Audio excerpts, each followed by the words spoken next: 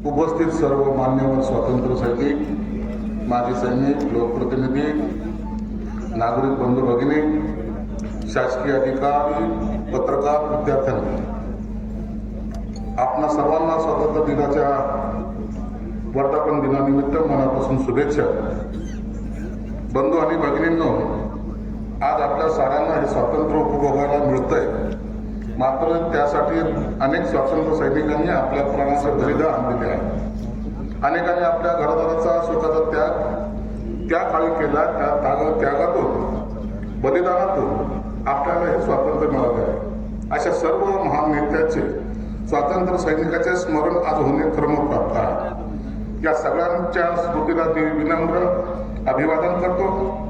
आपला देश अखंड राहावा, शत्रूपासून त्यांचे संरक्षण व्हावे, यासाठी आपले शूरवीर सैनिक सीमावर रात्रंदिवस पहारा देत असतात। त्यातील अनेकांनी देशाच्या सीमेचं रक्षण करताना आपल्या प्राणाचे बलिदान दिले आहे।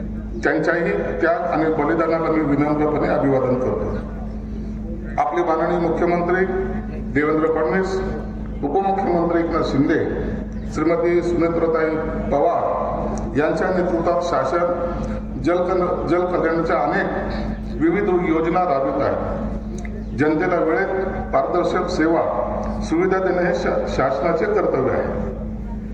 आज देशभर आपण जर पाहत असाल, गावखेडा असो, ग्रामीण भाग असो, शहरी भाग असो, महाराष्ट्रात सांध्यापासून बांद्यापर्यंत तर देशात काश्मीर पासून कन्याकुमारी पर्यंत प्रत्येक भारतीय या स्वातंत्र्याचा आनंद घेण्याचा प्रयत्न करतोय। माझा देश कोणता? तर एकमेव भारत। जातीपातीच्या पलीकडे जाऊन कोणताही पक्ष नाही, कोणतीही जात नाही। आज प्रत्येकाच्या हातामध्ये आपल्याला तिरंगा पाहायला मिळतो। रस्त्यावर वाहत अनेक विद्यार्थी असतील, लहान बालकं असतील, महिला असतील, एक तिरंग्याला आपल्याला सलाम करायचा आहे, त्याला नमस्कार करायचा आहे। या भावनेतून देशभरात रस्त्यावर आपल्याला या देशाचं गुणगौरव गाताना दिसतंय। हे स्वातंत्र्य जेव्हा मिळालं, त्या काळामध्ये ही आपल्या पूर्वीची जी पिढी होती, त्यांचं खऱ्या अर्थानं बलिदान आहे, त्यांनी केलेला संघर्ष आहे। आपण ते स्वातंत्र्य खऱ्या अर्थानं भोगतोय। आपल्याला त्या स्वातंत्र्याची किंमत त्यांनी केलेल्या आहुतीनंतर मिळालेली आहे। म्हणून हा देश स्वतंत्र झाल्यानंतर अनेकाने इतका मोठा देश, विविध जाती, धर्म, पंथ असलेला हा देश कसा टिकेल यावर सुद्धा अनेकांचे प्रश्न होते।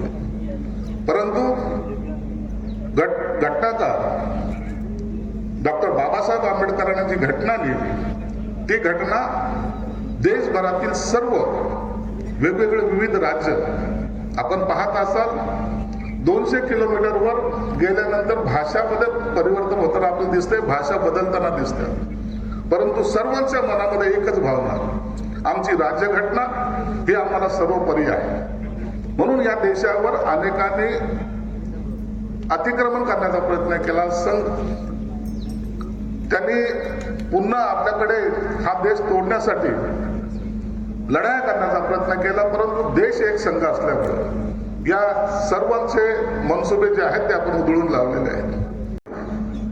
अनेक राज्य प्रगतीपथावर आहेत, त्यातल्या त्यात आपला महाराष्ट्र त्यातून सर्वात जास्त प्रगतीपथावर जाणारा हा आपला महाराष्ट्र आहे। या महाराष्ट्रामध्ये अनेक निर्णय या शासनाने घेतलेले आहेत, अनेक निर्णयाची पूर्ती आपल्याला होताना दिसत आहे।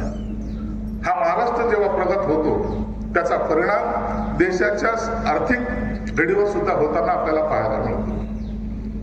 माननीय मुख्यमंत्री असतील, माननीय उपमुख्यमंत्री असतील, यांनी ज्या योजना, कल्याणकारी योजना या महाराष्ट्रामध्ये राबवण्याचा प्रयत्न केला, त्याला आपण सर्वांनी साथ दिलेली आहे। लाडकी बहीण योजना असेल, इतर अनेक योजनांचा आपण या ठिकाणी उल्लेख करू शकतो। या सर्व योजना परिपूर्ण करताना भलेही शासनाला आर्थिक अडचण जरी आली, तरी सर्वसामान्य माणूस हा आमचा केंद्रबिंदू आहे हे समजून शासनाचे हे पाऊल उचललं जात आहे। आपल्या जिल्ह्याची सुद्धा जबाबदारी आहे. राज्य शासन करतंय, परंतु जिल्ह्याचा विकास हा खऱ्या अर्थानं तुमच्या आमच्या हातामध्ये असतो. तुम्ही आम्ही सर्वजण एकत्रितपणे या जिल्ह्याचा विकास केला. मराठवाड्याची उपराजधानी याला समजला जातात आणि या उपराजधानीमध्ये काम करताना आपल्याकडे असलेले सर्व अधिकारी अत्यंत चांगलं काम करताना आपल्याला पाहायला मिळतात. म्हणून या जिल्ह्याचा विकास करताना तीच दृष्टी ठेवून आपण अनेक योजनेचा या ठिकाणी पाठपुरावा करतोय. सर्व अधिकारी त्यात गुंतलेले सुद्धा असतात. आपण जर उदाहरण घ्यायचं झालं, आजची आपली घाटी हॉस्पिटल अत्याधुनिक सुपर स्पेशालिटी हॉस्पिटल ज्याला म्हणलं जातं, त्या पद्धतीने आपण त्याला बनवण्याचा प्रयत्न केलेला आहे. अनेक खेळाडू या ठिकाणी घडले गेले पाहिजेत. त्यासाठी सुद्धा वेगवेगळ्या माध्यमातून त्या खेळाडूला चांगलं ग्राउंड कसं उपलब्ध होईल याचा सुद्धा आपण प्रयत्न करतो आहोत. मी या स्वातंत्र्य दिनी गारखेड्याचं स्टेडियम जे आहे त्या स्टेडियमवर आंतरराष्ट्रीय दर्जाचं स्विमिंग पूल असावं, तिथे आणखी बॅडमिंटनचे कोर्ट असावे यासाठी 25 कोटी रुपयाचं DBC मधून घोषणा या ठिकाणी करतोय आणि लवकरच त्याचं भूमिपूजन सुद्धा होईल. माझ्या शहरामध्ये काही कमी आहे असं कधी वाटायला नको. माझं शहर हे परिपूर्ण आहे. माझ्या शहरामध्ये कोणत्याही गोष्टीची कमी नाही. या ठिकाणचे असलेले लोकप्रतिनिधी असतील, सामाजिक कार्यकर्ते असतील, या सर्वांचा सहभाग याच्यात आहे. हे क्रेडिट कोणा एका पार्टीचं, एका पक्षाचं किंवा एका जाती धर्माचं किंवा एखाद्या नेत्याचं नाही, तर तुमचं आमचं सर्वांचं आहे. हे मी मानणारा कार्यकर्ता आहे. म्हणून आजच्या या स्वातंत्र्य दिनी आपण सर्वजण एक संकल्प केला पाहिजे. आपल्याला आपला जिल्हा खऱ्या अर्थानं मोठ्या प्रमाणात प्रगतीकडे कसा जाईल. मी या ठिकाणी अनेक योजना वाचून दाखवल्या असत्या ज्या तुम्हाला सर्वांना ज्ञात आहेत, परंतु तुम्ही आता पाहत असाल कॉर्पोरेशन जरी असली त्या ठिकाणी आपण अग्निशामक दलाला सहकार्य करण्यासाठी जवळपास 16 करोड रुपयाची एक गाडी जी 72 मीटर पण जाते ती आणलेली. आताच काही क्षणानंतर या ठिकाणी येतं हे बाजूला जे गाड्या आपल्याला दिसत आहेत, या सगळ्या नवीन पद्धतीच्या आपण या शहराच्या एक विकासाच्या माध्यमातून या ठिकाणी आज त्याचंही लोकार्पण करणार आहोत. स्वातंत्र्य दिनाच्या निमित्तानं एवढंच तुम्हाला सर्वांना सांगेल, जात कोणतीही असू द्या, धर्म कोणताही असू द्या, पक्ष कोणताही असू द्या, परंतु एक लक्षात ठेवा, हा देश आपला आहे. या देशावर जर कोणी घालायला येईल त्या टायमाला आपण सर्व विसरून एकजुटीने एक दिलानं त्याचा मुकाबला करण्यासाठी सिद्ध झालं पाहिजे. हीच आपल्याकडून अपेक्षा व्यक्त करतो. या ठिकाणी थांबतो. जय हिंद, जय महाराष्ट्र. धन्यवाद सर. यानंतर